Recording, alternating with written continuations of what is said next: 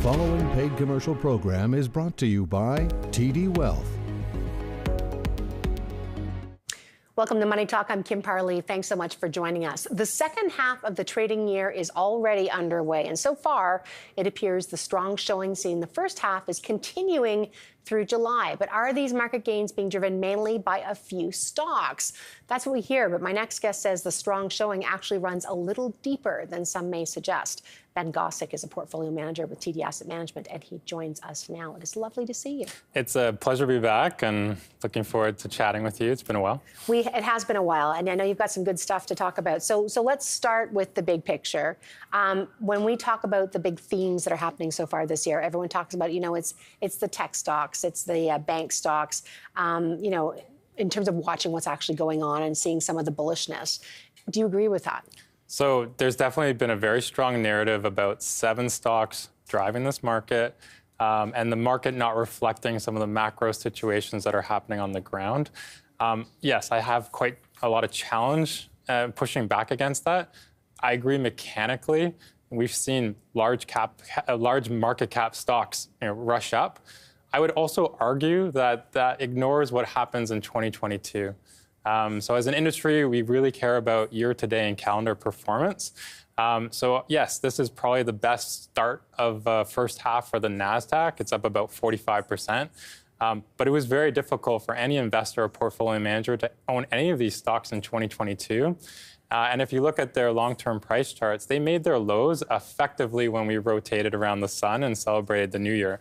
So if you own some of these big social media stocks, streaming stocks, technology stocks, you might have been down 50 to 60% last year.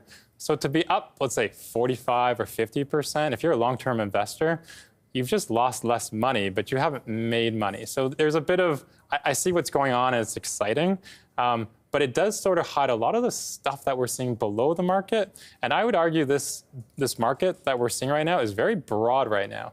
And there's a lot of strong stocks going on. You can't see it from a market cap perspective. Okay, so that brings us to your next group of points, and we're going to be talking about is like the market cap perspective versus a different kind of way of measuring in terms of the stock performance. And you brought a few charts in to help make your point. So are we going to start with industrials? Yeah, Okay. I mean, I have a benchmark. I'm measured against market caps, so I understand our focus for market caps. But what I like to do is I'm fascinated with trends, looking for patterns. Typically, we spend a lot of time on relative strength. The way that I measure relative strength, so that would be, we're looking at industrials. So I take the price of the industrials ETF and I divide it by the price of the S&P 500. Okay. So effectively what people are looking right now is a fraction, and I'm able to run it over time. Okay. Sorry, go ahead. So on the left-hand side is what? And then tell me what's on the right-hand side. So on the left-hand side, you're looking at the industrial sector within the S&P 500 over the S&P 500, so the entire market, on a market cap basis. Okay. And when you look at the left-hand side chart, you'd say, ho-hum. There is not much relative strength within the industrials. In fact, maybe this aligns with the narrative that this market is only driven by 7 stocks. These industrial stocks are very tied to the economy. Data is weakening, and hence, therefore, this market shouldn't be believed. Okay.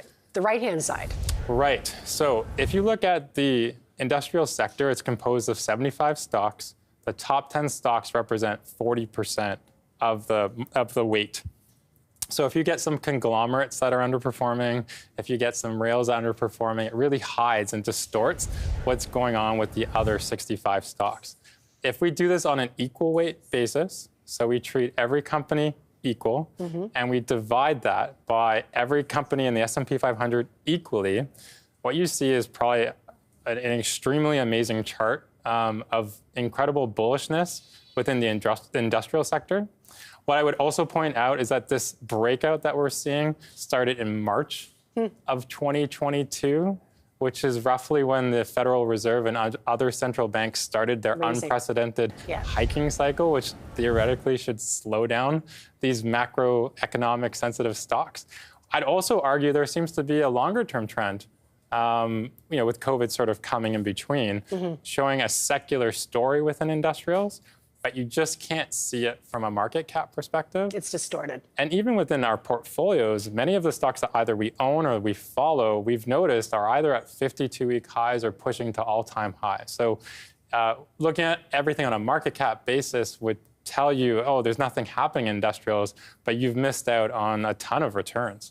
What about, and when you talk about it might be painting a picture, excuse me, of a secular change or just some, what would be contributing to that? Like, what do you see? Because, hiking rates, people would think, okay, less economic activity, that hurts industrials, but what else could be on the other side of the ledger? Right, and I think industrials are an exciting sector in terms of portfolio and stock selection, but very difficult, I think, for people to understand because anything that doesn't fit into a category goes into industrial. So you have conglomerates, electrical components, machinery, you got the airlines, you got aircraft suppliers, professional services, a whole bunch of stuff.